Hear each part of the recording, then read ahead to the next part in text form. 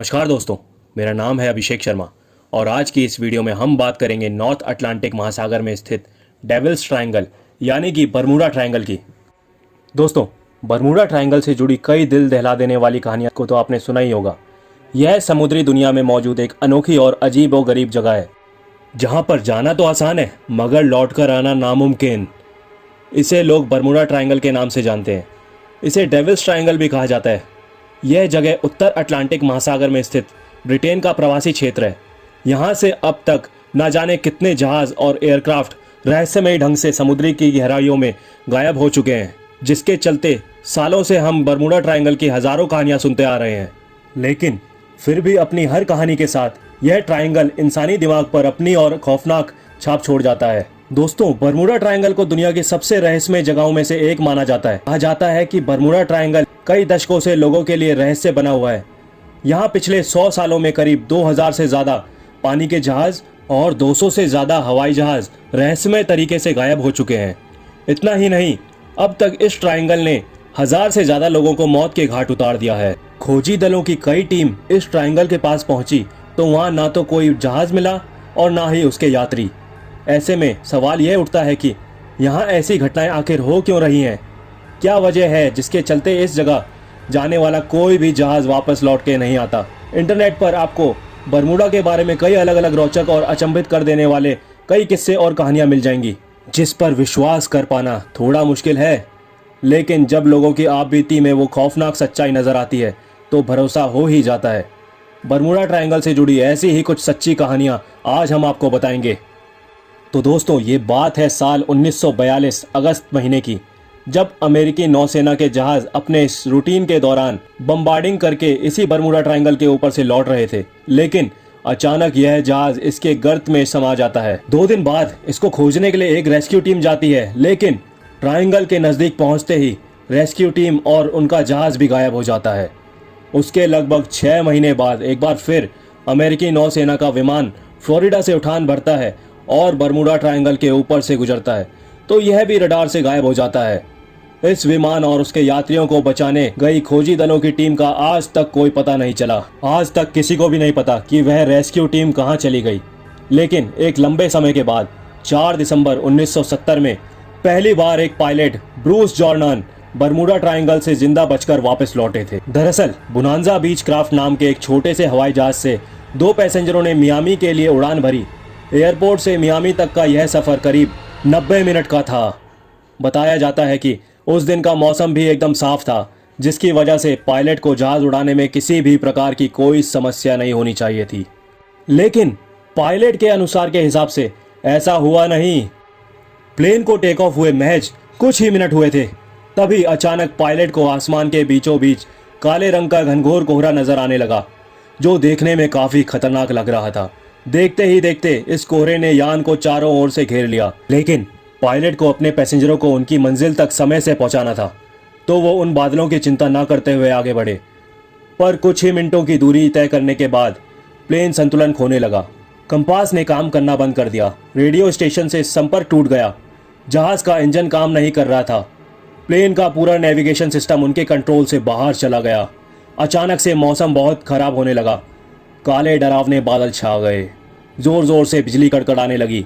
पूरे यान में चीख पुकार मच गई। उस वक्त पायलट ने सूझबूझ से काम लिया और किसी तरह प्लेन को उन काले बादलों के घेरे से बाहर निकाला। प्लेन को सही सलामत लैंड करवाया। इस खौफनाक घटना के बाद जब पायलट ब्रूस जॉर्डन से उनके अनुभव और घटना के बारे में पूछा गया, तो उनका जवाब सुनकर अच्छे अच्छे वैज्ञानिक भी आश्चर्यचकित रह गए।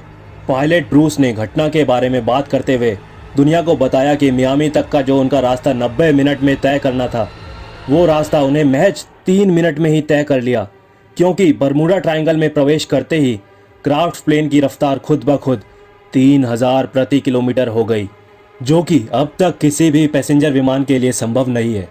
यह रफ्तार मिसाइल और लड़ाकू विमानों की होती है। साल दर साल बरमूडा ट्रायंगल में ऐसी कई घटनाएं घटी, लेकिन किसी के पास भी इन घटनाओं की सही स्पष्टीकरण नहीं था।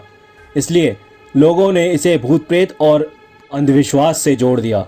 लोगों को लगता था कि बरमूडा में कई अदृश्य शक्ति हैं जो जहाज़ों को अपनी ओर खींच लेती हैं। लेकिन 9 मार्च 2022 में ऑस्ट्रेलिया के एक वैज्ञानिक कार्ल क्रूजेलनिक दावा किया है कि उन्होंने बरमूडा ट्रायंगल के रहस्य को सुलझा लिया है। उन्होंने इससे जुड़े सारे रहस्यों से पर्दा उठाते हुए इस बात की पुष्टि की है कि बरमूडा में होने वाली घटनाओं का सुपरनैचुरल शक्तियों से कोई लेना देना नहीं है। उनका कहना है कि मानवीय गलतियों और खराब मौसम की वजह से बरमूडा ट्रायंगल में बड़ी संख्या में जहाज और विमान लापता हुए हैं। असल में विमान और जहाज़ों के अचानक लापता होने की असली वजह बरमूडा ट्रायंगल में पानी के नीचे कई ज्वालामुखी मौजूद हैं।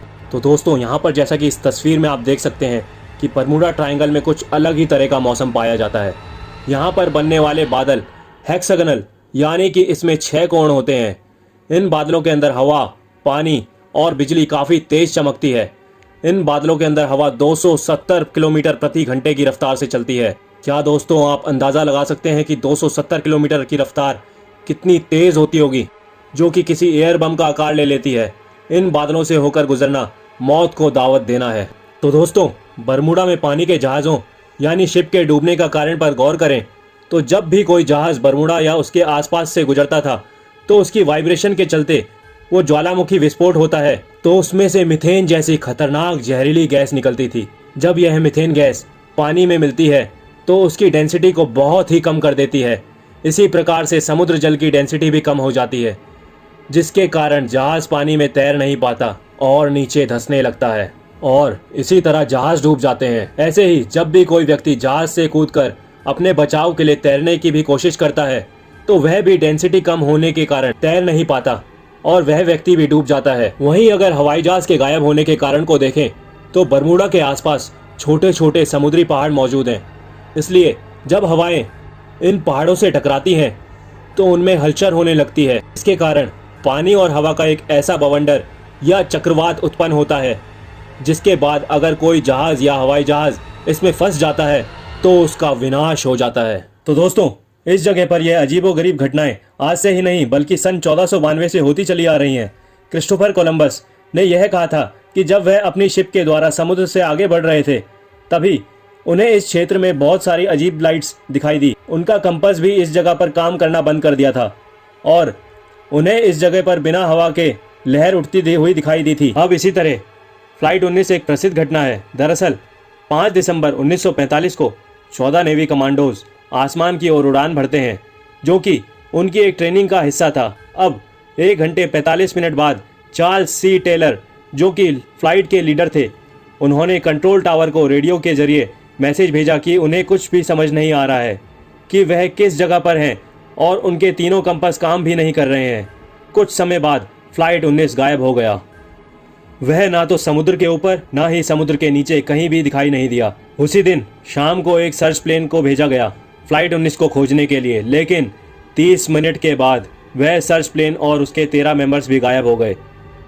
किसी को भी यह पता नहीं चला कि वह दोनों प्लेन कहाँ चले गए थे।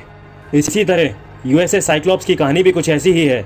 दरअसल यूएसएस साइक्लोप्स जहाज़ सन 1918 में 309 लोग के साथ बेल्टिमोर यूएस जा रहा था, तभी वह जहाज़ बरमूडा ट्रायंगल से गुजरते वक्त गायब हो गया।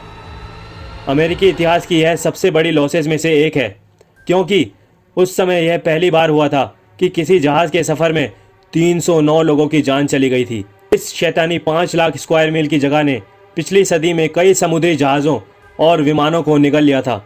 यह जगह दुनिया की उन जगहों में से एक है जहां आसमान में अजीब सी लाइट दिखती है और बहुत से लोगों का यह भी मानना है कि इस जगह पर एलियन रहते हैं, परंतु इसका कोई ठोस सबूत अभी तक किसी के पास भी नहीं है। तो दोस्तों, ये था बरमूडा ट्रायंगल का खौफनाक सच। मैं उम्मीद करता हूँ कि आपको हमारी ये वीडियो पसंद आई होगी और कुछ ना कुछ नया जानने को ज़रूर मिला होगा। तो मैं मिलूंगा अब आपसे एक नई वीडियो में। धन्यवाद।